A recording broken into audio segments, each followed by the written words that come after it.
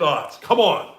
I got two things. Number one, if you don't have a good answer for someone else's question, answer your own question. All right. I tell athletes that all the time. Walk if me I'm through. talking about athletes. What does that mean? It means that if you want to talk about the potatoes and somebody said, "How's your steak?" you say,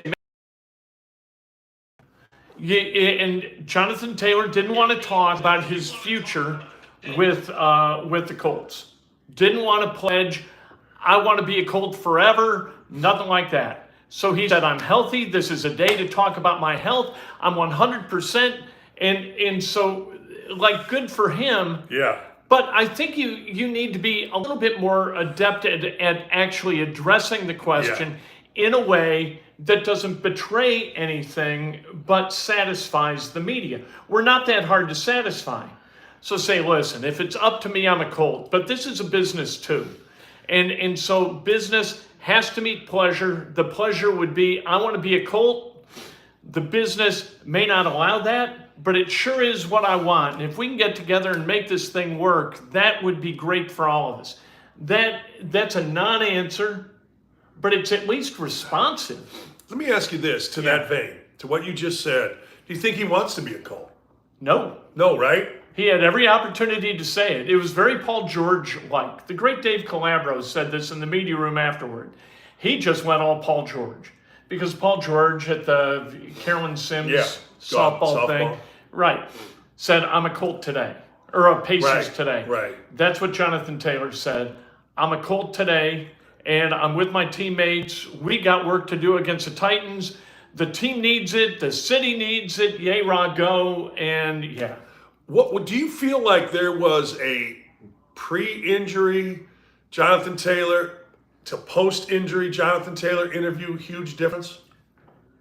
I felt like he was way different today, is I guess my point. Well, I thought it was all performance. And what I would say to Jonathan Taylor is if you've got a choice between being a professional athlete and between being a professional actor, stick to athletics. Because you can't act worth shit. You saw right through it. Yeah. Oh, yeah. The smile and the grin and, you know, jeez. Like going to politics. Yeah. You know, that's what he did. Yeah. Do you think that he plays on Sunday? No. No. I think it'd be irresponsible for him to play on Sunday. Why? Because that's a stout front. Yeah. He doesn't play well against the Titans. He never has. And I mean, he's averaging like 3.9 yards a carry against the Titans. Titans are tough. You might not have Bernie Ryman. You might not have Ryan Kelly. You got holes in the offensive line. And you got a guy who hadn't taken a hit since before Christmas. You gotta get in football shape a little bit. I was really surprised he talked today because he doesn't have to talk until he's activated. And they don't have to activate him until like right before the game. Oh, yeah. They got 21 days.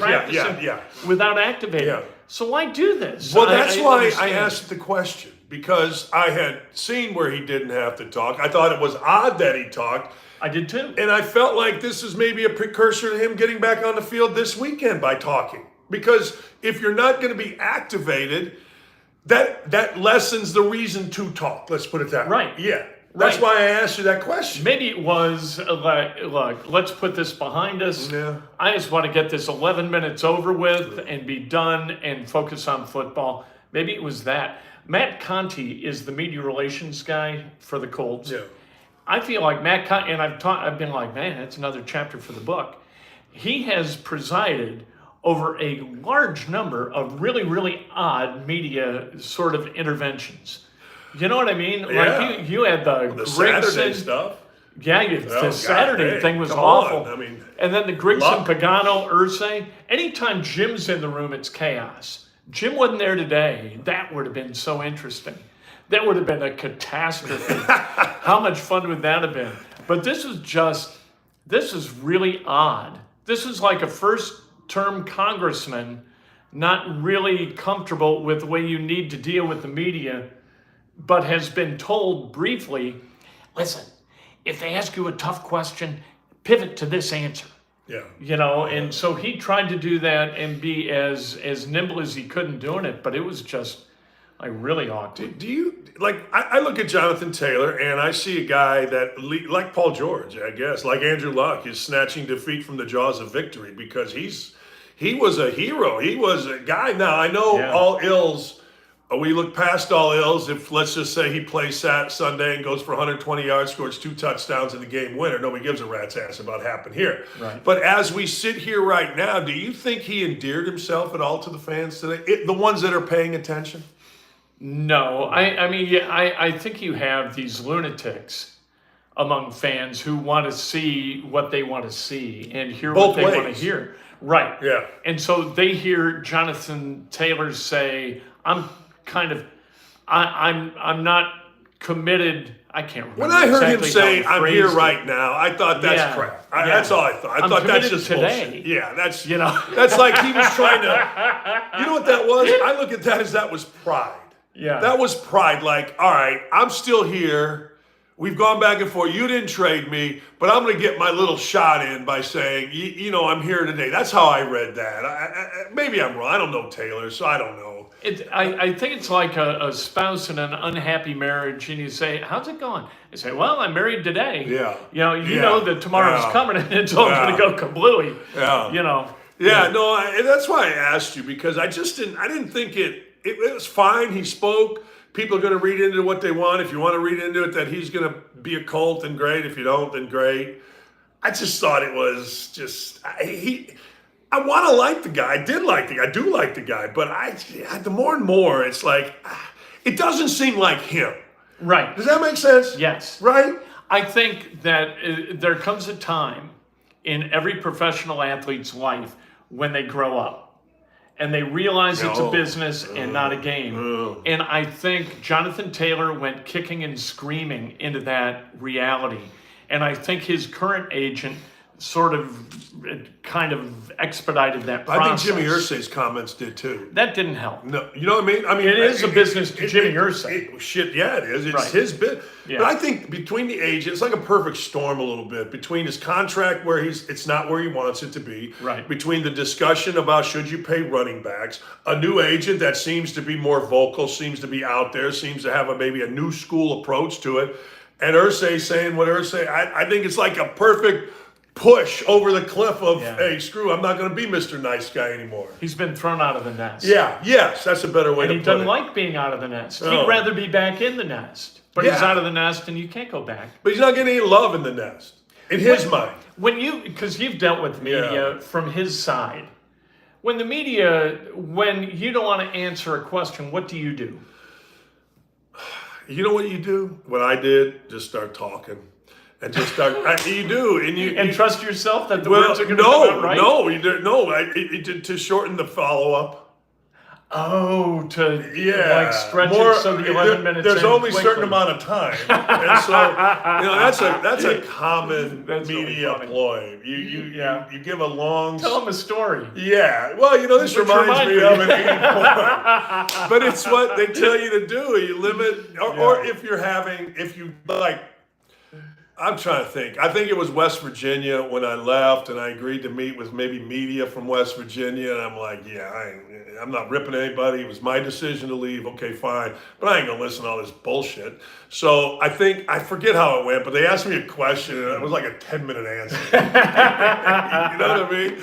I covered enough that, but that's kind of how I feel like if I'm an NFL guy, whether it's Taylor or the coach or a losing coach, and I only got 11 minutes, I almost put a watch on it. Because it's dangerous. And I'm going to go to your point. Your point is the more you talk, the more you can say stupid stuff. Right.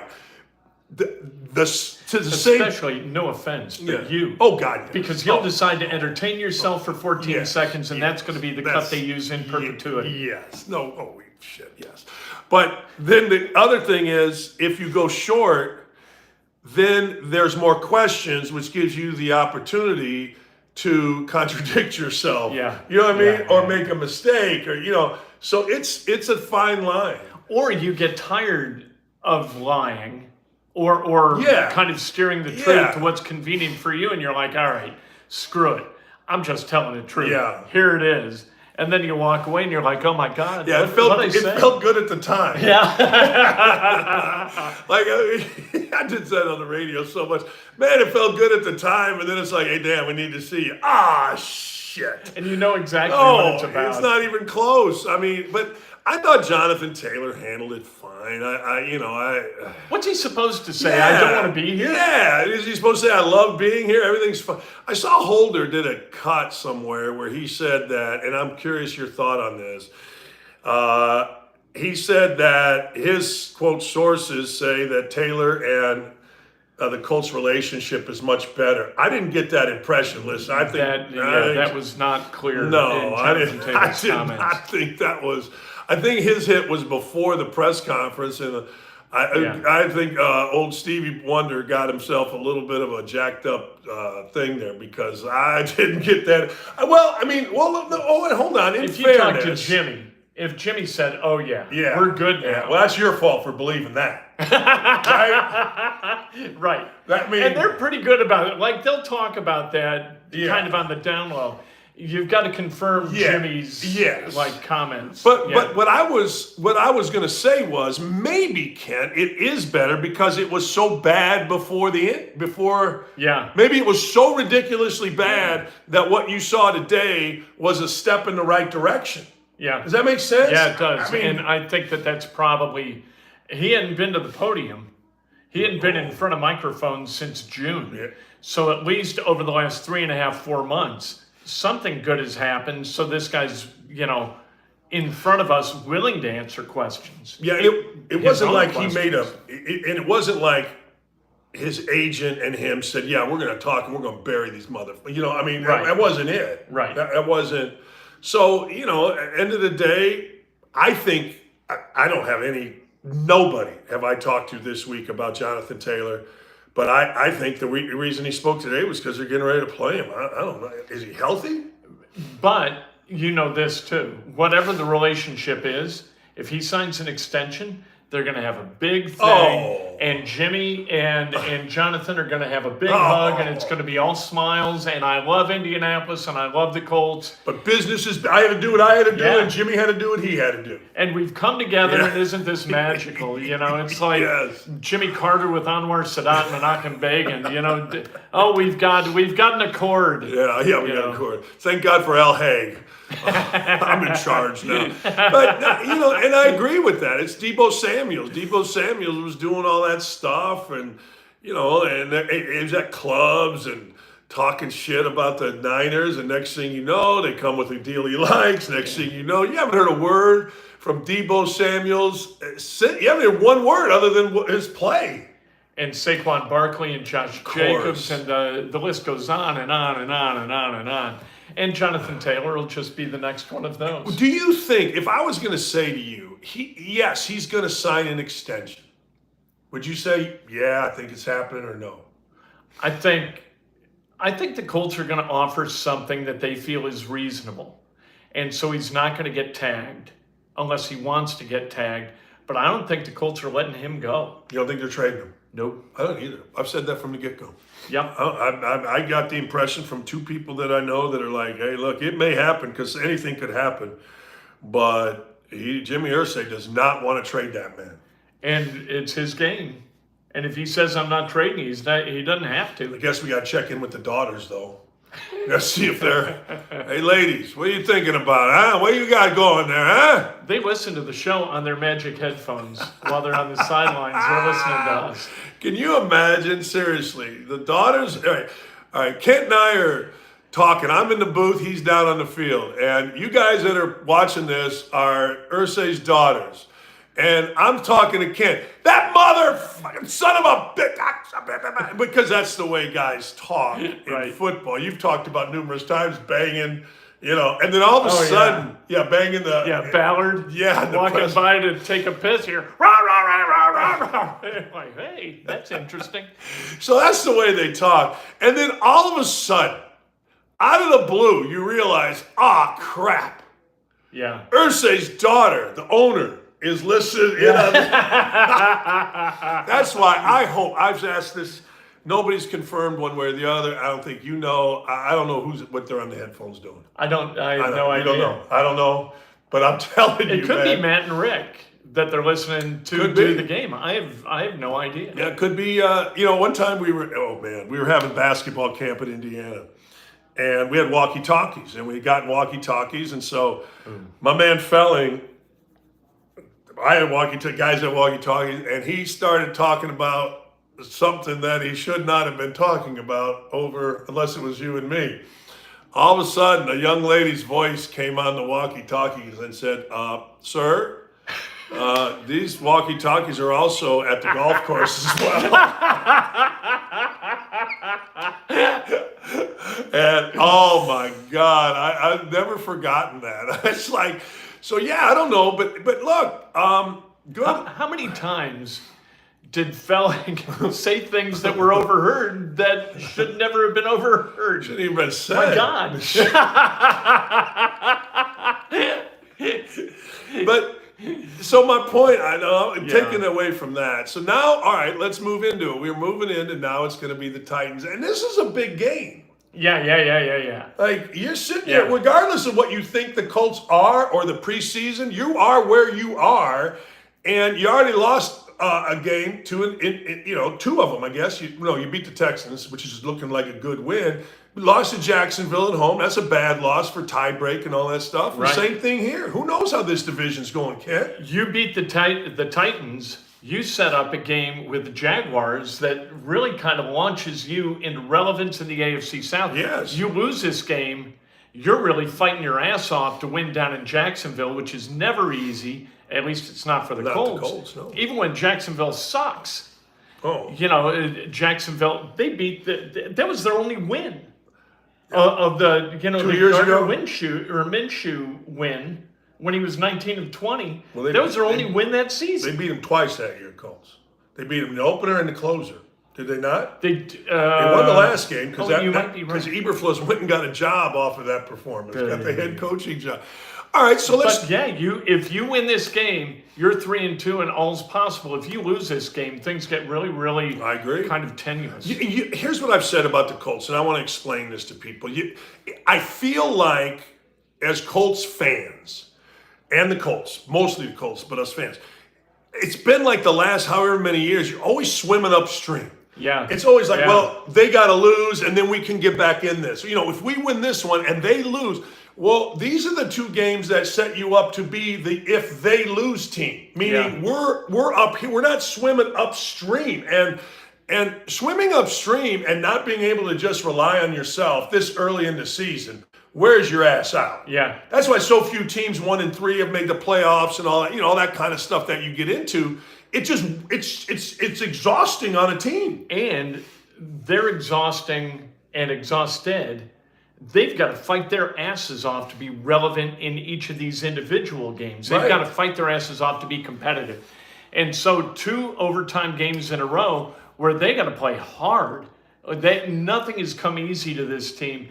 And at some point that takes a toll. It does. And the reason is there's not many playmakers. Right. There's not, right. They have to be perfect. I mean, going back to when you and I were kids, Earl Weaver put in we're trying to get a 3-run home run. Right.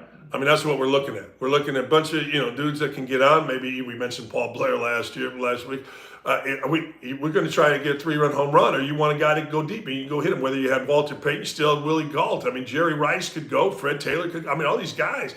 You got to, that's why I've always said, man, playmakers. Dudes that can make buckets in basketball games. Yeah. Like, I don't give 2 shits what you're ranked. If you can't score, if you can't shoot it, you got no value in modern. You got to. If you got a guy who can make 2 threes, stopping what would be a 12-0 run, and you turn it to 12-6, you win games. No question. How many games in the NFL are like, okay, this team, Colts kind of did it. This team jumped off big on us.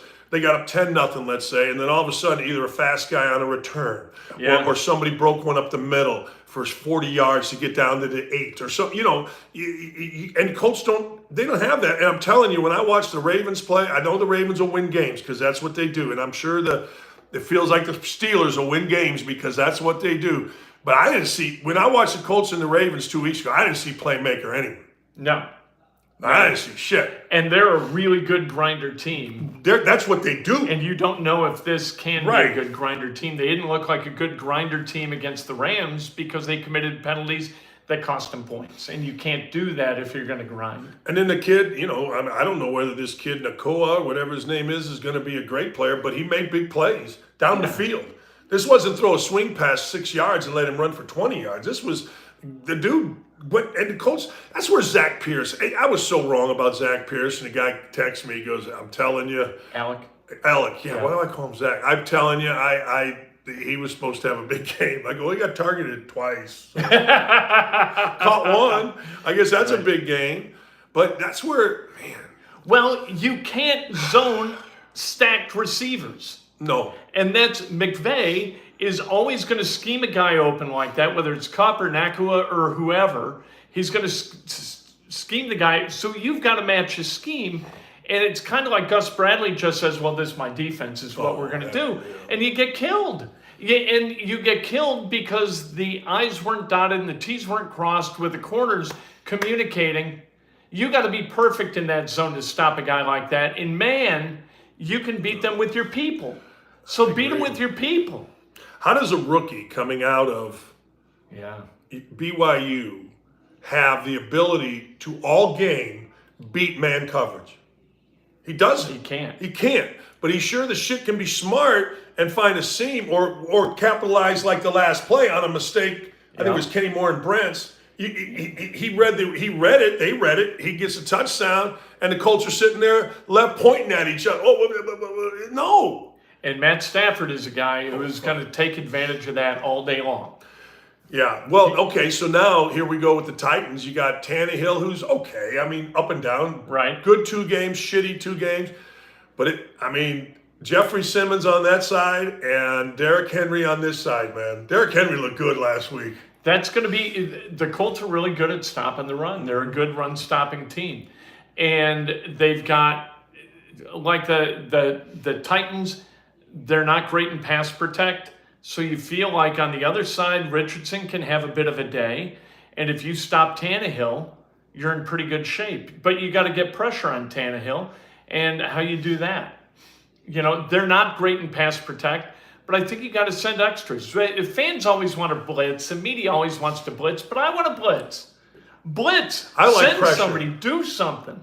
I want to read the game. If I have a great matchup. We always talk about matchups when it's offensive wide receiver against defensive corner or defensive safety, whatever, whoever's guarding.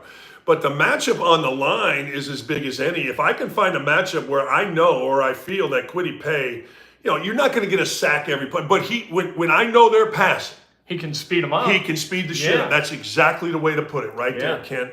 And if you can't, then you got to bring an extra guy. That's just as simple as that. And you got to without pressure, you get beat. You get killed. That's all Tannehill does. Yes. And the other thing, and I'll say this about Tannehill, I remember, and this is where first impressions are the most lasting. He came in here with Miami and beat the shit out of the Colts, 10 years ago, whatever it was. I remember sitting there going, time the hell out. This guy was a wide receiver at Texas A&M, and the best thing about Tannehill was he had a freaking hot wife. Like smoking hot wife. He knows who he is. He does. He's the quarterback. But that was, back then it was Tannehill. Look at his wife. She's doing pictures, and I don't even know if Instagram was around. And I'm like, this guy sucks. Holy hell. So I've always thought, again, against the Colts, obviously not against everybody, that this dude is really good. And he's not, but you can't let him see. If you're an NFL quarterback, if you're good enough to get in the NFL, you can throw the damn football without pressure. Right. And you can put it here without pressure. Right. Period. Right? Always. And so you've got to, of course, you've got to speed the guy up. And if you speed the guy up, you've got a chance. And speeding the guy up means that sometimes you got to send extra guys. I sort of liked what Bradley did early against the Rams and split those edge guys way the hell out and bring them from a weird angle. We saw that the week before.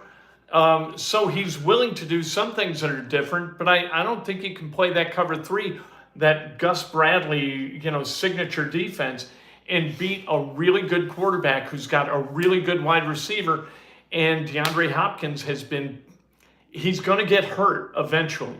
and he's not going to finish the season. But before that happens, he can beat your ass. But he's playing. Yeah.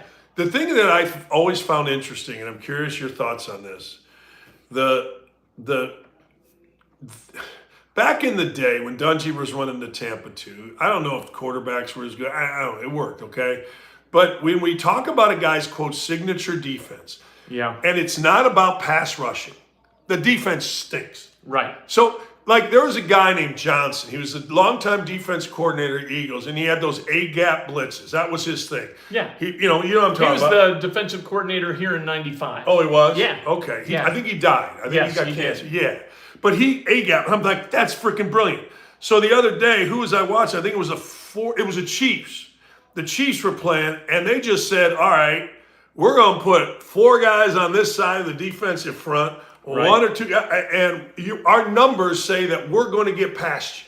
Now that, to me, is a signature defense. And again, you and I always go back to the 85 Bears. It was Right. called 46 after a defensive back, but it was about pressure, more pressure. You cover the 2 guards in the center, and Yeah. they can't double both the Right. edges, and you're bringing either Dent or Hampton, and Somebody's getting doing home. it. And then you blitz Marshall or Wilson But some or athletes. Singletary, and here they come, and they're barking at you. Yeah. And all of a sudden, the bite's as bad as the bark, and you think, holy Yeah. shit, like you saw on TV, and TV without HD, they didn't get as close.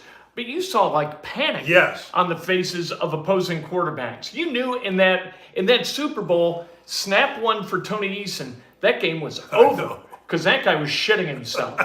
He went 0 for 6, got sacked like 3 times.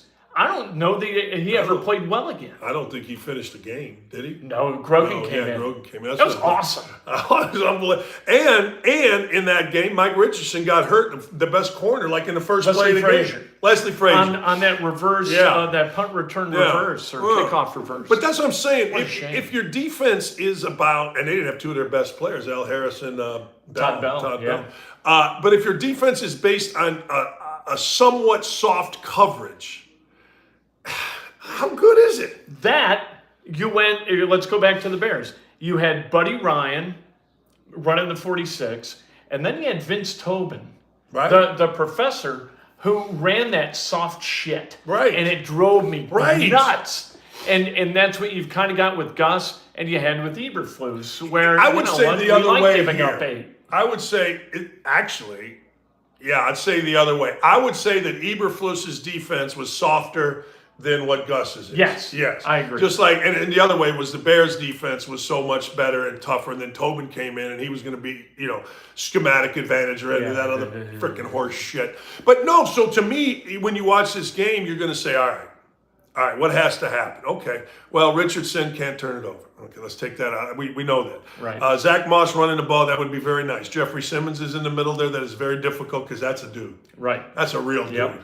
I mean, that's a real paid dude, and that's the guy you're not messing with. All right. But then I swear to God, it somehow, some way comes down to you cannot all of a sudden make Tannehill.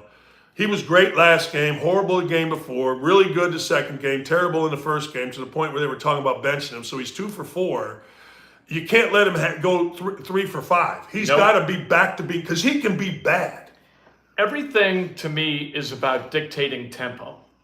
If you dictate tempo as a defense, if you dictate their tempo, you got a great chance to win. Oh, yeah. If you allow them to assert aggression offensively, you're dead. To me, it's all about aggression. And if you're not going to be aggressive, you're going to see, like what we're going to see tonight when we watch Bears and the Commanders. You're going to see a defense that doesn't know its ass from third base, and Washington's going to look great.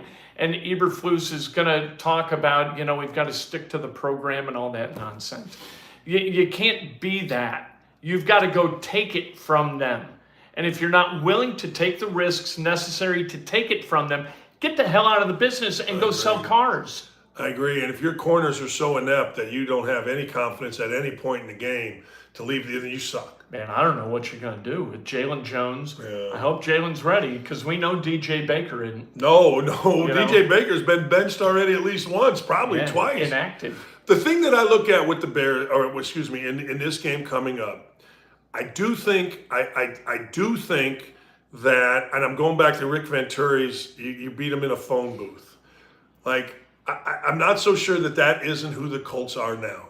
Yeah. Beat him in a phone booth. Yeah. And I'm not so sure. I know Hopkins plays. I think Burks is still out. He is. Yeah. Or at least he didn't practice yesterday. And so it's not like these guys are explosive, although I want to say, I view Henry as more power, but then I watched him the other day. He knocked dudes over and then outran everybody, so I think I'm a little bit wrong with that, but I view him as like Chuck Foreman or something, you know what I mean? Yeah. That's a good parallel. Like but then he runs away from people, so he's not in a phone booth, but I view him as a guy playing in a phone booth. That's not right. It's going to be really interesting to see. I think Shaq Leonard is the kind of guy, the old Shaq Leonard, the kind of guy you need to sort of stop Henry. And they don't have him. They got new Shaq Leonard, and he's slower.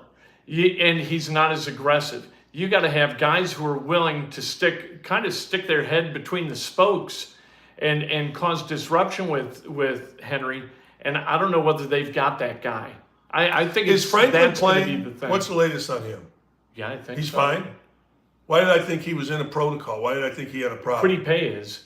He's in the No, I protocol. knew that. Zaire's okay. Well, He talked to the media yesterday, so I know he's not in protocol. well, then let me ask you this. We always talk about business decision. That's T.Y. Hilton going down. Does Shaq Leonard have enough to make business decisions running full speed at Derrick Henry when Derrick Henry is running full speed at him?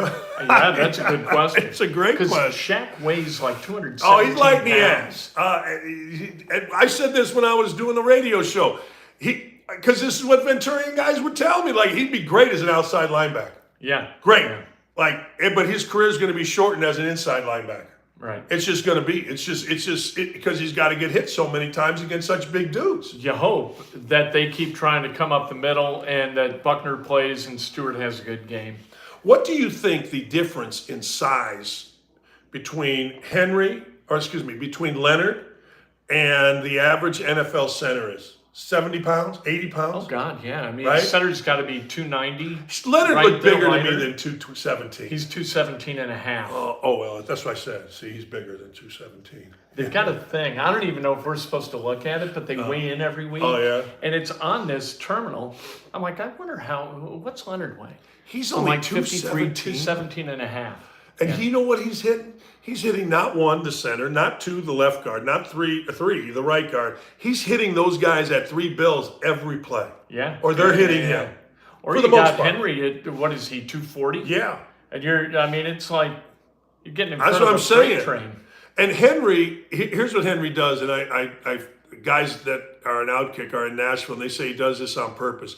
He has these insane, you can look him up, these insane workouts where he puts chains around him with weights, and he does pull-ups, and he does push-ups, and there's these chains, they're chains. And, it's like, I swear to God, I would hide all of those from any player. Like, don't even look at these. Because you watch them, and you're like, shit. Yeah. Like, I bet, because we always say you can get killed in football, legitimately killed. And if you're 217 and you're light in the ass and you got a bad back and you're a little bit tentative and you see Henry, who's all, whatever, and doing these workouts where he's just a beast, you're like, oh, shit. Yeah, this is going to be a I got long a day. business decision here. Ah! I want to say something about Derrick Henry. True story. Yeah. Derrick Henry was in college. One of my daughter's best friends was at Alabama at the time. She was in a Starbucks, and she didn't know football until she got there, and she was in a sorority, so all the girls went and all that stuff. She goes, Mr. D, I'm in line at Starbucks, a little bit of commotion behind me, somebody bumps me. I turn around, I go, oh shit, that's a football player. Oh shit, that's Derrick Henry. So he won the Heisman. Yeah. He apologized profusely. He's like, I am so sorry these guys were messing with me, and I bought her and her friends all their Starbucks. Could not have been a nicer dude. Really? She said you couldn't draw up a nicer human being. And his friends, a couple guys he was with, nicest dudes ever. And because you're a little girl, you get bumped, and people take advantage of that, right? Hey, get out my, whatever. Right. Said could not have been a better dude. Let me ask you a question that Jake Query asked me in the press box on Sunday. How many, Given that, Yeah. how many Colts do you think that she would recognize if she were like an Indianapolis resident? Just the normal Indianapolis resident. She gets bumped at Starbucks. How many of the Colts do you think she'd say, oh, that's Derrick Henry? You know what I mean? Yeah, I would say probably, and I'm going to tell you why. Yeah. Probably Richardson because Yeah. he's got the stuff in his hair. I'll also tell you this. Every time I've been at the Keystone Mall, I always knew who the Colts are because they always wear Colts stuff. Right. They always got the blue shirt that says Colts with the sweatpants. And then I saw TJ Leaf, and he's got sweatpants. And I think it was Aaron Holiday, was that the guard here? Yeah. Yeah. They were together. They got, you're like, okay, call me racist for thinking the tall white guy is basketball. But they got the freaking Pacers stuff on, right? But no, I would say Richardson. I think Leonard. I think he's recognizable. Yeah. I think if you paid attention, Quiddy paid because of his mouth. Yeah. He has a really kind of a fun smile. Yeah, that's what I'm saying. He's got a great the Clutch Cargo look. Yeah, it's kind of expressive. Probably Taylor. Maybe, but you haven't seen him in a while. I don't think Alec Pierce. Who's the other one? I thought Buckner because he's 6'7". Yeah. Big, tall, giant guy. You people again, you get mad at, but you'd stereotype. But if it I was, mean, you see some 6'6", 26-year-old who's built like a freaking brick shithouse, wearing leisure clothes. Now, if he was in a business suit, you might say, "Oh, wow, that guy's a former maybe he played at Indiana football or basketball or whatever." But if you see a dude in leisure clothes, let's say in the middle of the afternoon at the mall, I mean, I guess we're not supposed to say that in society, but your immediate thought was, "Well, that guy plays something." Right. And it could be a white dude too. Like if I saw Raymond. Now, here's a big 6'8". I tell you who was different. Nelson, you would recognize. 100%. Yeah, you would. Yeah. I tell you who I recognized immediately, but you would question whether it was really him. Was Anthony Costanzo. I saw him in the marsh, and he had skinny legs. Yeah. He was 6'6", 6'7", and you recognize it because he had the long hair, and he had been here a long time. But if you were just saying, okay, that guy's a professional athlete, what's he play? I'm not so sure you wouldn't go to basketball, or I'm not so sure you wouldn't go to, is he a wide receiver? Is he a tight end? Because I think of these guys that are that are defensive or offensive linemen, like Jack Mewhort. I remember Jack Mewhort sat across from me. I'm like, that dude's head's this thick, shoulders, But I don't know. What's the point, though? What the point of Jake's question was? Not many. Yeah, exactly. That this is not a team rife with celebrities. Yeah. No. But you would recognize, like I recognized Quentin Nelson from behind. Yeah, you'd recognize. At Deer Creek at a concert. I was like, oh, nobody's got a back like that. Yeah. You have to have a signature thing. Like Orlando Pace. When I was in St. Louis, I saw him at a bank. But I recognized him because he's got the ears and the head. I was like, it's Orlando Pace. What's he doing here? I was thinking about this as you were talking about this. So back in the day, I remember seeing Saturday, Reggie Wayne, Peyton. I don't think I ever saw Peyton in person, I don't think I ever did. There was a bunch, actually. Dallas Clark, he lived over there. I remember, seeing him at the store. But they were all, how do I put this right? They all look like football players. Yeah. Costanzo just didn't to me. Yeah. Like even Dallas Clark. Dallas Clark was like a Coke machine. Like, not as big as like, Zach, or what the hell's Quentin Nelson. But he was still, but the only guy, and then Brackett. I think I told you this. It's me, Brackett, and McAfee at Bob Kravitz's outing, and we're standing there for like the group celebrity picture. I look at Brackett, I go, God damn. How's a punter bigger than the middle linebacker? He was the best guy. Do you know, when I was the PD at the Fan, we wanted him to come on and do a weekly show. Yeah. So I called him and I was like, what do you need? Like, I got to go to management. I got to figure out. He goes, my wife and I, we like going to movies. So if you could get us like 2 passes each week to go see a movie at the theater at 86 in Michigan. I was like, you want 2 movie tickets a week to? I think we can do that. Yeah, we can do that. What? I've never heard of anything that silly. No, I remember. Didn't you tell me, or somebody told me, you guys offered Manning like 30 grand a month? 40. 40, yeah. 40 for the year, and Archie said he's not doing radio, not doing any kind of marketing, which he saved it up. Yeah, that worm has turned. Did he save that up? But so anyway, that's why I always root for Derrick Henry. Going back to full circle. Yeah, because the little girl, she's and she's petite. She's just. She was a freshman. I don't think she thinks she went to Purdue after that. But she was this little petite freshman that was my daughter's. They had a little group of girls, and she was going to Alabama, and she was all excited because she was going to, big time football and sorority and all that shit. Right.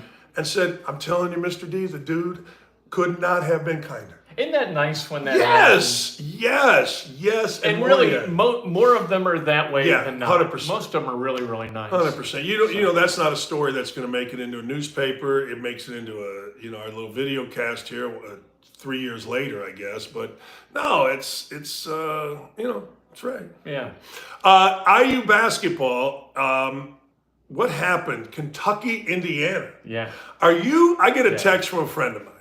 Jordan Jolivet, great dude, lived across the street from me on Bill Mallory Boulevard in Bloomington. And he's like, what the hell? Indiana gave in. One game at Lucas Oil, one game at Assembly Hall, 2 in Rupp.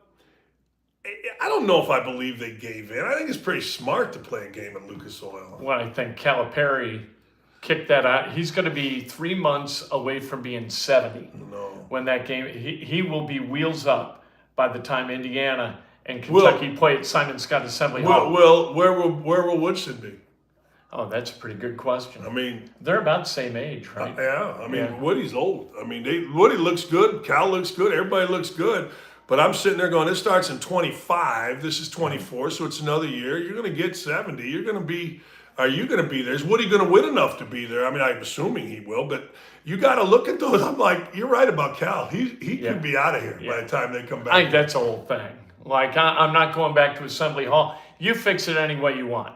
I'm out of here. 28-29, I'm going to be out of here. So you want to book a game in Assembly Hall in 28, you go right ahead, Mitch. But now we know the timeline. And I think Kentucky fans are smart enough to infer that. I think that this is a great thing for college basketball. I get so tired. It is. I want to see. I get it. You got to have the Bahamas, and you got to have Vegas or Maui. Okay, fine. But I don't care what anybody says. I don't. There's nothing, and it goes to football too. You can play in Jerry World, but there's nothing like, all right, LSU at home or Ohio State against Oklahoma when Baker Mayfield hit the damn thing. And I think basketball, Kentucky and Indiana, regardless of whether Indiana has been great, and I think Kentucky. I mean, I don't know a single player on Kentucky's team right now. And that's odd for me. That never happens. Yeah. I think they're slipping into irrelevance that they better dig themselves out of.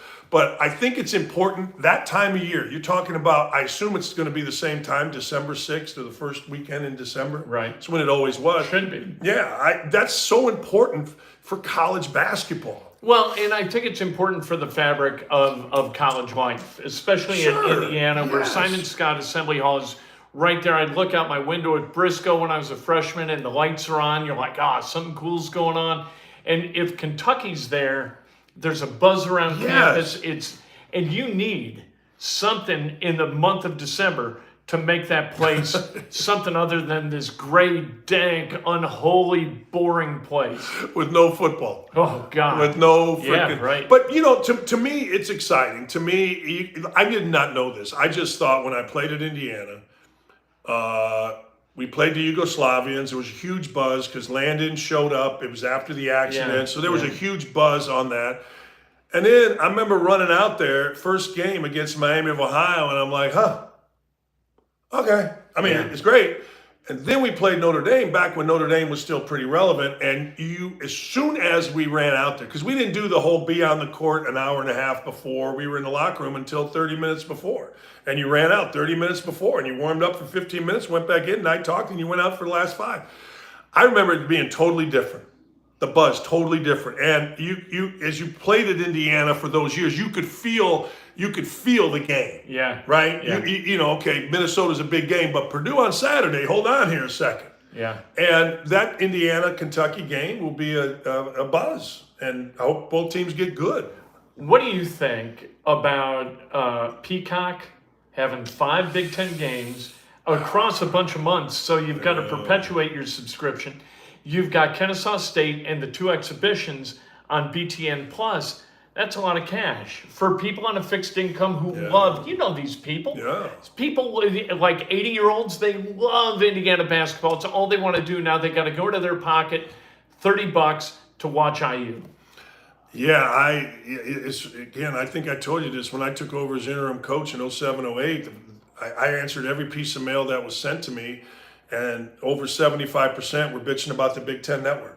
And I didn't even know the Big Ten Network existed. That was the first year of the Big Ten Network. And I'm opening this up because I didn't pay any attention. I just knew that I was when I coached, all I did was go to the assembly hall, put a dip in all day, take it out when we practice, put a dip in, watch film, go home, watch Sex and the City after my kids went to bed. That's literally it for 9 months.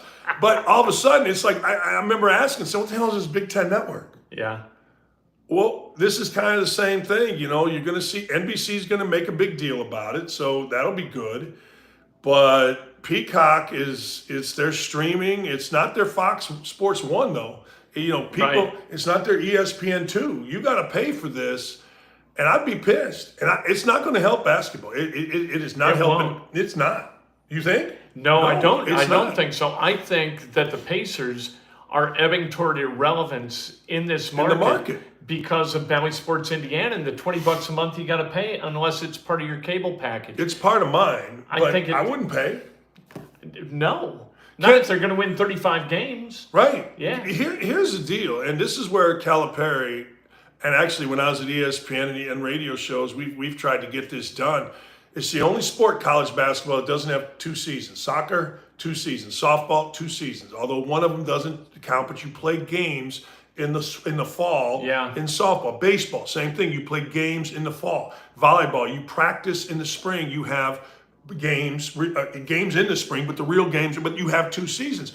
I've said this, Calipari turned me on to this. He's like, we got to do something in August. There's no NFL. Yep. Baseball's in the dog days. Basketball hasn't. We can own August. Like, truthfully, before COVID, the NBA was owning July with the ratings that were in the summer league. Yeah. And so you bring Calipari, you bring Indiana, you bring Purdue, you bring Louisville, you bring North Carolina, you bring Duke, you bring 8 teams over here to Gainbridge, and you play in freaking Gainbridge in August. Well, there's more money in it. Why wouldn't they do it? I don't know. NCAA, Calipari will tell you, and this is a direct quote, they won't do it if I promote it. He goes, they won't. He goes, my dislike for them and their dislike for me is on a level. They won't do it. So he was like asking Seth and I to promote it, and we would. But I'm telling you, Kent, college basketball is struggling. The tournament is not. The tournament's a separate thing. But college basketball, interest in college basketball, football has just overwhelmed everything. And the Indiana basketball fan or the Kentucky basketball fan or the Purdue basketball fan may not feel it, but nationwide, it is absolutely struggling. And one of the things that helped it was gambling. Yeah. And you know what? That's a bad thing to have help. And exposure now, Peacock, Indiana on Peacock, where the hell's Peacock? I get it. I do because of my package here, but I wouldn't pay 20 extra bucks or whatever the hell I got to pay. I just wouldn't do it. You'll do it. Well, I've got my nephew's Peacock subscription. I don't know whether this is a thing that you say. So I am doing that, but I'll pay like Big Ten Plus to watch those 3 events. We watched, was this a couple of weeks ago? Indiana play against Nebraska in volleyball. That's a hell of an entertaining thing. And that was on the Big Ten Network. I'll watch that. I'm looking forward to seeing the women play. I don't know. No, you watch. I don't want to pay $10 a month. And people say, well, it's only $10. Oh, okay, but so's that, and then more, and then this subscription. High-speed internet, right? So you can get it and all that. And Netflix and these streaming services that everybody uses just raised its prices today or yesterday. You're going to have to choose at some point, unless you're made of money. You're going to have to figure out whether, okay, I want Peacock, or I want Paramount Plus, or I want Netflix, or I want Hulu. You're going to have to choose. I know, and I'm telling you, there is a reason that NFL Live is on every day 365 days a year. No, that's not true. It's not on the weekends when they have games, but the NFL Live is on every day. Every network now has a football show that is on every day, year round. College basketball, it's become a March sport. And Yes. you know what? I tell you when it'll hurt. This is what I've always thought. It'll hurt when attendance starts going down, and the average attendance is only 6,000 people for college basketball across the board. People think it's because where we live, Right. it's 20,000. You're crazy. I'm just telling you what it is. It's so different market to market to market. Like you go to St. Louis, nobody. No. I mean, nobody cares about the NBA No. in St. Louis. 0 people. You go to But Chicago, here- nobody yeah. cares about college basketball. Right. None. Right. It's different city to city to city. And we're very lucky here because we love college basketball that this is a big deal here. College football in Chicago, when I was going to go to Chicago, they're like, the conversations, you don't just get a job, as you well know, in 2 minutes. Hey, we like you. We heard you. Let's go. No, there's a lot of, and one of the conversations was, you talked about the Colts a lot. We've listened to you. You're mostly Colts. I go, yeah. I go, I'll talk about the Bears here because I was up front. I said, I know you guys don't care about college basketball. Why would you? Right. Like, if you're doing Champaign, But you got Bears and Cubs. you got Bears covered. and Cubs, and yeah, you got You're good there. right. So that drove me to being offered the job, but they wanted to make damn sure that they weren't hiring a college basketball guy because nobody gives a shit. And I remember when Steve Alford, to be that Right, guy. right. Well, Kel Cheney was going against Steve Bardo in 18. Big cities they don't care. And to your point of St. Louis, why would they care? Yeah. Like I listen to Mad Dog when sometimes when I'm in the car. Russo, Yeah. yeah. Only guy that I listen to that talks baseball. Yeah. He's all over baseball. Well, the Reds are. Blah, blah, blah, blah. I'm like, wow. You can't turn on ESPN and get any baseball other than 0. maybe their game. I don't even know who they got. They got Kirkjian around a little bit, but who they got other than that? They got Jeff Passan. Fuck him. Jeff Passan, I don't know, maybe I'm in the same ballpark, but I think he's shorter than me. He is. The head circumference to height ratio is way out of kilter with that And the guy. arrogance to accomplishment is not even. Oh, really? Oh, he's a dick. Just a dick. I mean, a dick. And anybody tells you he's not a dick wants something from Jeff Pass. There you go. All right. That's my daily shot on somebody, which is. But, so Indiana, they're going to play that game. Purdue, I think Purdue has always tried. But I swear to God, Ken, I'm one of these Purdue guys. Yeah, I don't care what you do in the regular season. Right. I don't give a shit. Don't lose to a 16, 15, 30. I'm just telling you. Because You're- that's every Purdue fan. And I got a ton of Purdue friends. Like everybody from my high school went to Wabash, DePaul, or Purdue. And they're like, yeah, well, Purdue's going to be great this year. You were not generous to them yesterday on Twitter. Somebody that called was today. Quanzo Martin. That was today. Oh, was it today? Oh, it was Carson I retweeted Cunningham. it. Carson's my guy. Oh yeah, I love like Carson. Yeah, he's great guy. I've He known writes books about like Mark Twain and whatnot. And yeah. Carson was this tall coming to my basketball camp with his entire family and his sisters and the whole family. They would open the door. Here go all these little rugrats from Ogden Dunes. And Carson figured this out. At the end of my camp at Andrean, I always had extra T-shirts that we were selling them during the week. Like $3. We just did that. But he figured out that if he hung around the last day of camp, I would give them away. So that little fucker he walked out of there and so he's my all-time guy. So I saw today that he put out there that Conzo Martin was a legend. I go, wait a second here. He sent me a text after. I go, wait a second here. There's no Purdue legends other than Mount. And he sends it. He goes, Danny D talking smack. That's all. And people lose their minds, right? By the way, Michigan State fans, that place is a truck stop, and Urban Meyer is not coming to Michigan State. No. No. And I've talked to him. No. Hey, Shelly, you see that ocean out there that we live on in this freaking mansion with our boat? Hey, pack it up. We're going to East Lansing, Michigan. Hey, you know what would happen? Shelly would take a knife, stab him in the neck, and leave him a note as she's out there at the pool going, hey, pal, you are going to have a great time. You go get it done. Shit, he's going to East Lansing. Are you insane? Leaving Ohio State That's And then it. taking the job, you're not going to, nobody makes that step. No. That's crazy. No, and look, he turned down. I'll say this: he did show me the deal. It was the UCLA came at him way back. I think it was right after Florida. Really? Did they offer him a house? I mean, just you couldn't imagine.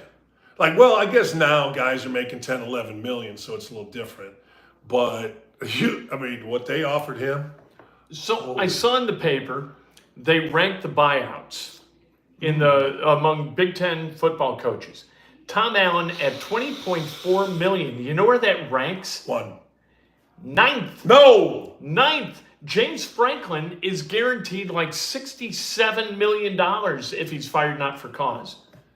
Harbaugh, Ryan Day, all these guys. I guess that's it's Is crazy. that what's whoa? Is that what's owed on their contract, or is that the buyout on their contract? It said buyout.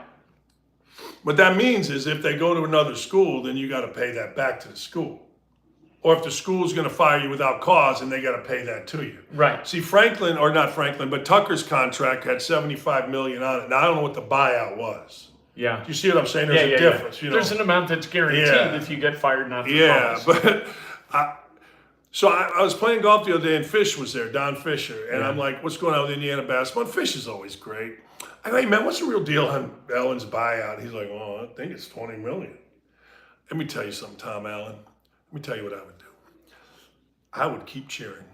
I would keep being rah-rah. I would let Dan Dockich and Kent Sterling make fun of me all you want for going rah-rah against Akron. But you know what that shows? I love Indiana. Yeah. I love this place. And if you want to fire me, nothing I can do about that. Just tell me what door to leave. Here's my bank account. Here's a routing number. We'll see you. And stay off the phone. Don't talk to anybody on the phone and while you're alone and in a randy mood. Don't do that. My brother told me once after all this stuff, like the Indy Star was like, coming at me. He's like, videotape your whole life. But to your point, I honestly. That's crazy. It's insane. It's malpractice. I don't want to be like holier than thou, but if people want to run me off after they pay me $5 million to ride herd over, a bad football program, they want to pay me that, then just fire me and I'll go quietly. I've got all the money I need. I need no more money. You don't have to pay me to go away. I'll just go away. That's what you just said there. It's exactly why I try to tell people there's no real high pressure coaching at Indiana or coaching at Ohio State or coaching at Michigan. No. The real pressure is in the MAC. Yeah. Hey, look, I was making $125,000, which is a lot of money, but I was only making that for 2 or 3 years. And then you get fired or you quit or you whatever. What are you going to do? Yeah. I mean, what are you going to do? And these guys here, like Ed Orgeron said, they said, wait a second now. You got to pay me $17 million? Which door do I walk out of? Yeah. I mean, so people think, oh, God, it's so much pressure.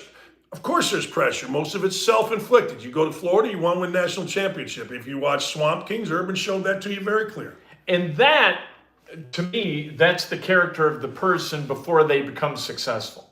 Yeah. And that's how they become successful. It was Urban at Bowling Green and Urban at Utah who put pressure on himself to succeed. Yeah. And then when he got to the place where he didn't have to have pressure, he was just wired that way anyway. Yeah, I mean, I totally get it. And so, Indiana football, here's the one problem that Dolson really has. First off, he's the one that set that. He didn't have to do that. Or maybe he thought he did because Allen was going somewhere else and they couldn't lose him because Allen was popular. A lot of times we forget that.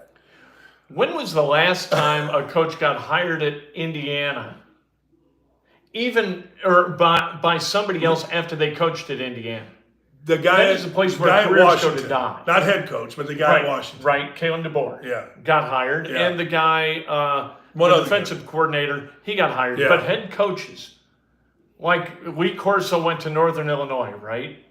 After a bit, Mallory, nothing. Weiss went to the NFL. He got out quick. Weiss got out He smelled the fast. stench. He said, he changed the colors of the school and said, "Hasta la vista, baby." Those are the ugliest uniforms. And that logo? Oh, and then they were cut to here. IU in Motion or whatever it was called. But you're Good right. Lord. You're right. Yeah. Tom, DiNardo. where are you going, Tom? I mean, so that the problem is he did that. Now the problem is if you lose, which they're looking like they're gonna, is it? You gotta. I guess you got to do a cost analysis. Like I saw where Jim Harbaugh is making like $9 million, and I would argue that by him taking Michigan to 2 straight Big Ten championship games, they tripled that $9 million in terms of merch and all the other whatever it is. I mean, maybe good investment. Yeah, good investment. Yeah. So you got to figure out. We got to get rid of a coach. So what do we got to do? We got to pay him off because Tom's not going to do anything that stupid. Then you got to hire him. Then I assume there's a couple coaches on 2-year deals that are assistant coaches. What do you do with those things? Yeah, right. Then you got to hire them back. And let me put it to you this way: the defensive coordinator and what he's making now is going to be less than the defensive coordinator that comes in after. Right. So Right. Yeah, if you keep the guy, you could run that thing into an abyss from which you'll never climb. would you agree with this? Maybe the most embarrassing moment, and no one's talking about it in Indiana football, was that overtime game against Akron where they showed the fans were running down there for the extra point, and then the entire side of like 3,000 people was running down here, and you're like, wow, is that Andrain against Maryville in the mud? That's not good. Oh my God. No. That was as embarrassing as anything. And then the video, they put out the video of the singing the fight song in the locker room. That was just like I'm doing it. Cringed. I was. I don't care. Ken, I'm doing it. I'm not giving anybody any reason. Well, because we call it the list in coaching. So when they want to get rid of you, they come up with the list. And one of the things that would have been on that list is, well, you won a game. It didn't matter to you anymore, huh? You won against Akron, and you always sang, but you didn't sing. See, these are the things that coaches think that people don't. Fuck yeah, like, we do. We have no idea that these thoughts even enter your head. And the other thing a coach thinks is, hey, man, I don't care. This is 1,000, a billion times better than losing that game. I'm singing. And so fans are like, every fan I know is doing what you're doing. Like, that's bullshit. We could, not me, big boy. You get a chance to celebrate, you celebrate, Hey, because the absence of the celebration is going to cost you down the road. Kent, I'm telling you, the list is so ridiculous. I got criticized by Doyle for running a bikes program. He hides behind the bikes like. They'll come up. I'm telling He's you, man. using urban children as pawns by giving them bicycles. Yes, he is using a human shield. I'm holding up. Against what? Like, what? Are people shooting at me? What are we doing? But that's my point is, as a coach, I'm sure as a business guy, I'm sure anybody in the public eye, you're just conscious of that stuff. I refuse to do that as a boss. I was always told, you got to save the emails, you've got to save the documentation of this, that, and the other. I said, no, I'm not doing it. Either somebody works for me or they don't work for me. And they're going to work for me, and they're going to be my guy or my woman until that it's no longer the case. And then we shoot. We shoot, and we don't walk in with a dossier of a bunch of crap and say, oh, did you know that on October 23rd, I'm not doing it. I'm not taking part in that kind of crap. Saving that kind of crap saved a very, very popular Indiana football player from a rape charge. My sister was the prosecutor. Little girl comes in with her dad. So-and-so raped me. Oh, wow. My sister, as a 25-year prosecutor, doesn't believe either side. She goes where the evidence takes. That's your job as a prosecutor. Right. The player, in a deviant move, had taped the encounter. The girl and the dad is losing their mind on my sister. I want this guy charged with first-degree rape, blah, blah, blah, blah, blah. My sister knows she has the video. She's seen the video. She asked the father to politely leave. Little girl sits in there. My sister shows the videotape of the little girl, clearly consensual, clearly engaged in it, turns off the video and says, I think you're lying to me. We've got two choices here. We can bring your father in and show him this video and prove to him you're lying, or you can just walk out of this office and apologize. Girl sobbing, apologized. Wow. Yeah. So saved somebody at Emmis too. Saved somebody you and I both know at Emmis by saving text messages from a young lady. Yeah, saved them. I mean, I don't know what saved them from. I don't know. I'm not going to say it's like a rape charge or anything. That happened 3 different times in my sister. I think it's 3. I could be wrong, but that happened. Football player. I mean, not a great player, but a lot of people would know the name. Really? Yeah. And he was about ready. He's like, he goes, I don't even know. Made a mistake hanging out with this girl, obviously, but. And he goes, thank God I taped it. He goes, I don't even sure he knew he taped it, but he did. So, yeah. So saving stuff ain't a bad move. Well, that's it is different. if you're firing somebody. Oh. Like, you know what I mean? If you're... Yeah. I always like, thought... I don't want to be that guy. Yeah. I don't pay enough attention. I'm more on the side of you. Like, I'm more on the side of... Let's just work and succeed. Yeah. Can we do that and not prepare for the worst with every single employee so that if something does... Yeah. Like if ratings do go down, I've got a big file that I can show HR. I didn't want to do that. Well, I'm telling you, Wow. in coaching, you know that list is coming. And again, I guess I didn't realize. Yeah, Trevor Bauer just went through that. But I just had it in with Doyle and the Star. You know it when the media gets mad. It's like. When Coach Knight coached, and I learned this from him, and I'm not proud of this, and the players ended up making fun of me about it. But when somebody screwed up, enough. You brought everything up that they did before. And 3 years ago, we're on the bus, and you were laughing after a game. And I did that with my players at Bowling Green, and one of them said, Coach, I know what's coming. I go, what? God was pissed, but he was a senior, so he could say stuff. He goes, I know what's coming. He goes, the fact I missed class 6 months ago is coming out right now.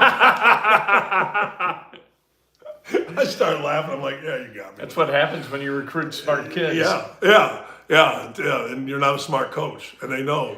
But no, so, does Tom Allen survive?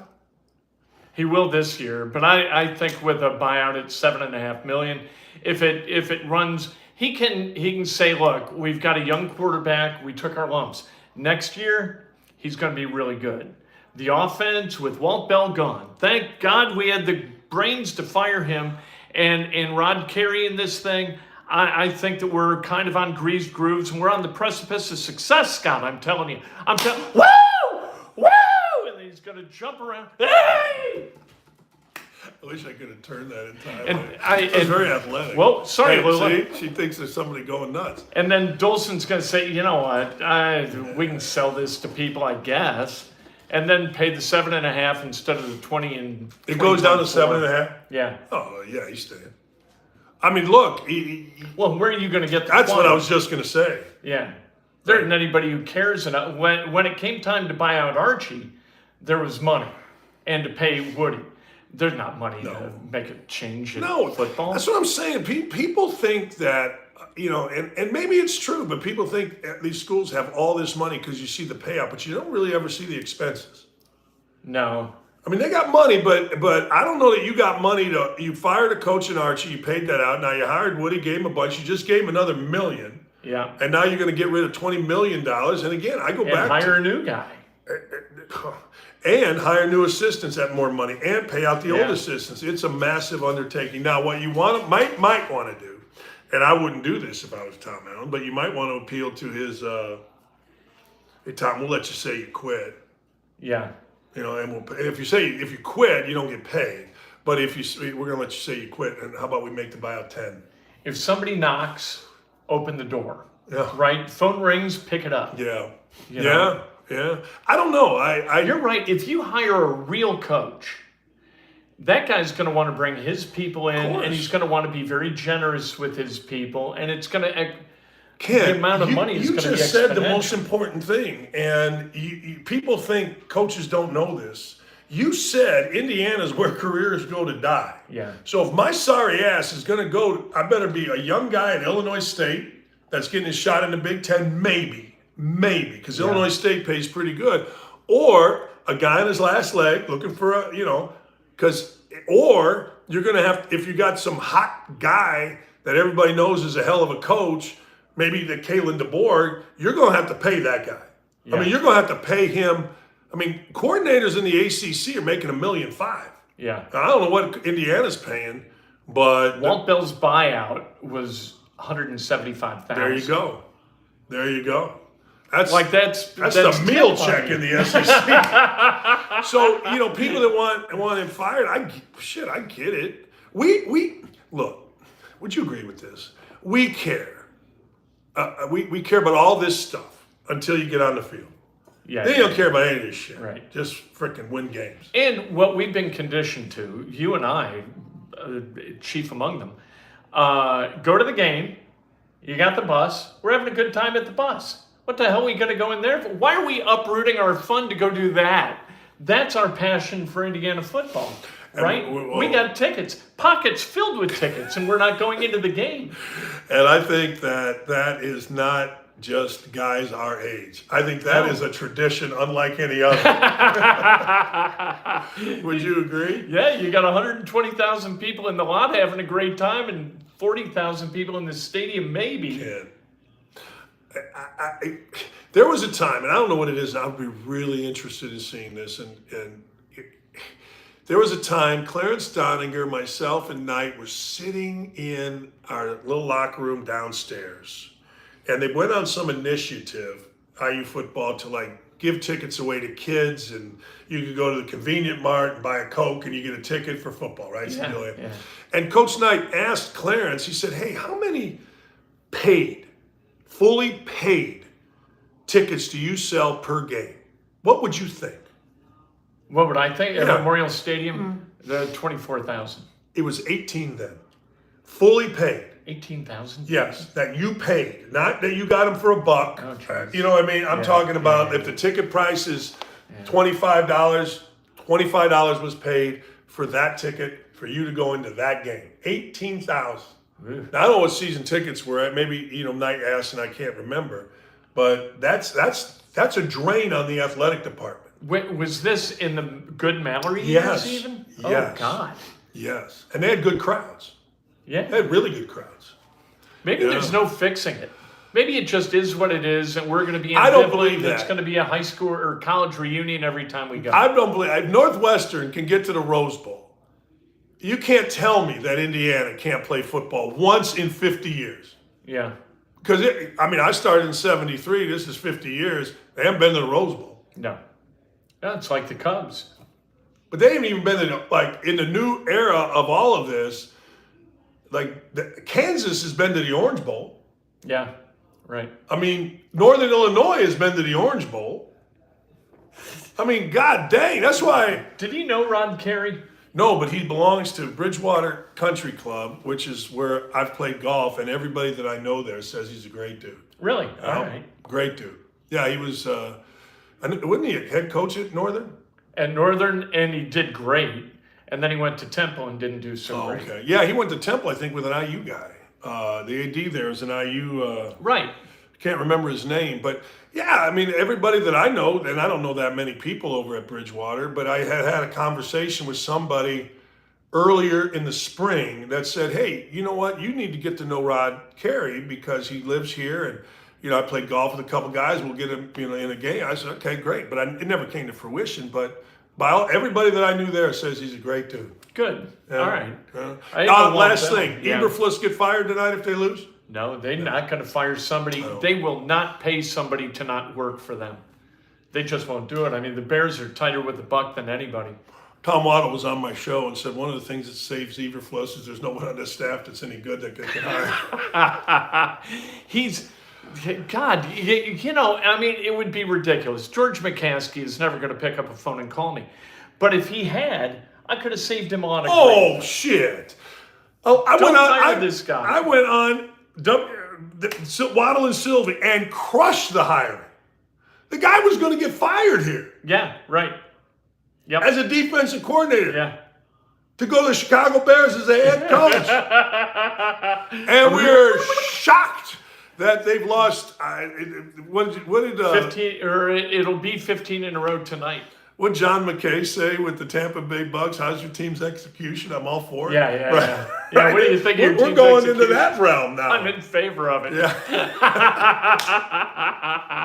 That had to be set up. Oh. There's no way a guy he that's was smart. quick-witted. Man. He was. If you That's look him very up, funny. he was really smart. He was the original. It's a great line. Oh, it's a great. Yeah. That's a hard. We've done another show, and I didn't mention at the front end or at any point that people need to subscribe and like the video. Like the video. It's Hoosier Hospitality. We got 277 people right now, and only 56 of you like this. You know how hard we work for you this now. And if all 200 of you sign up, we're trying to get to $5,000. $5,000 in subscriptions puts us over a thing. There'll be a prize. Yeah, there'll be a big prize. I love giving away I'll get prizes. you tickets to Indiana game. I don't know how I can get the tickets Football? anymore. No. Well, I know how I can get those tickets. Yeah, we'll set up. Yesterday, I played golf with the two guys that bought at my golf outing, Golf with Me and Jeff Rubenstein over at GCI. We'll do something like that, but we got to get to 5,000 subscriptions. So tell all your friends to subscribe, even if they don't listen. They will eventually. Everybody in town's going to listen to this. But get to 5,000 and I'll give away something great. Not that we ever would do something like this without this being a payoff for a prize. But we can take people to Wolfie's and buy beers. Oh, and they would have a ball. We're minutes away. Can you imagine how much fun somebody would have? And we're going to be at Wolfie's, by the way, on Friday. Not doing a show. Maybe we'll do a show. You never know. Maybe we'll do a 6:30, 7 o'clock show. Let's Who knows? go. With the great Eric Wannenberg. And another thing. That's what we'll call. We'll call the shows at Friday Wolfie's night. and another thing. Yeah. All right. Colts this weekend, yay or nay? I think they're going to win. I do too. I think they got a good chance. I think they'll get to Tannehill, make his life living hell, and I think Richardson's just going to keep stacking good games. All right. There you go. Tony says he would drive from Elizabethtown, Kentucky to hang out with us. E-Town. Did you get a jersey from us, Tony? Did I send you a send one? jersey? Yeah, to E-Town. How many people are in E-Town? Oh, man. That's what they call it in Louisville. I You got think, Bardstown, you got E-Town. I think I went to go recruit at E-Town, a guy named Harold Swanigan, who was an assistant at Notre Dame now. Really? Yeah, I think. Related to Caleb? He looked like him. He was big. He was a heavy dude. I don't know. That's a good question. He was a thick dude, really big, like thick. Not as big as Caleb, rest his soul. But, yeah. All right. We'll see you tomorrow. Thanks, over guys. At Wolfie's. And Oh, we'll see you do, Gritty. You need to have beers with us. I'm going to be down at the IU game on the 21st of October, I think. Are you? Are you? do a show. Oh, that's homecoming. We'll do a show from there. Let's go. Yeah. I'm in. Rutgers. Who doesn't love Greg Schiano? One of the few coaches in the Big Ten with a lesser buyout than Tom Allen. What would his be? And Ryan Walters and somebody Hey, else. speaking of Ryan Walters, they've got a pretty good winner, too. Yeah, They went into Virginia Tech. I don't think they're any good, but they went into Virginia Tech, did pretty good. He's going to be a good coach. I think He's so, going too. to get it right. Yeah. I can't believe I'm saying good things about Purdue. Don't. See you.